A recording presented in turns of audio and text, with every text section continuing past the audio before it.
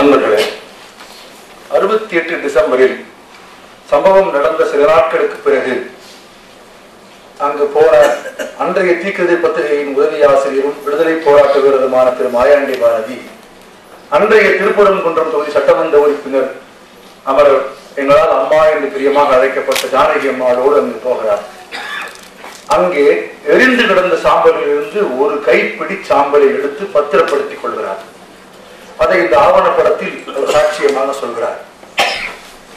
36 ஆண்டுகளுக்கு பிறகு மதுரையில் மாயாண்டி பாரதியை பேட்டி எடுக்க போன போது அந்த சாம்பலை கையில வச்சிருந்தேன், அது எங்கேயோ வச்சிருக்கேன் அப்படின்னு தேடி எடுத்தார். தேடி எடுப்பதற்கு ஐமாப்பாவுக்கு 1 மணி நேரம் ஆயிற்று.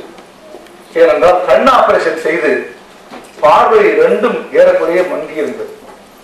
1 மணி நேர தேடலுக்கு பிறகு அந்த அஸ்தியை கொண்டு வந்து கொடுத்தார். ரொம்ப கொஞ்சம்தான் இருந்தது. ஆனால் நிச்சயமாக அது ஒரு குழந்தையின் குருத்தெலும்பு என்று எனக்கு தெரியும். கண்ணீர் பொங்க பொங்க ஐமாப்பா அதை கொடுத்தார். 2 ஆண்டுகள் இது என்னோடு இருந்தது. இது வெறும் துயரம் இல்லை, ஆனால் அது வீரம். இதை அந்த மண்ணில் நின்று போராடிய மக்களுக்கு நான் மாற்றிவிட விரும்புகிறேன். இது என்னிடத்தில் இருப்பதை விடவும் வெண்மணியில் இருப்பதுதான் சிறந்தது.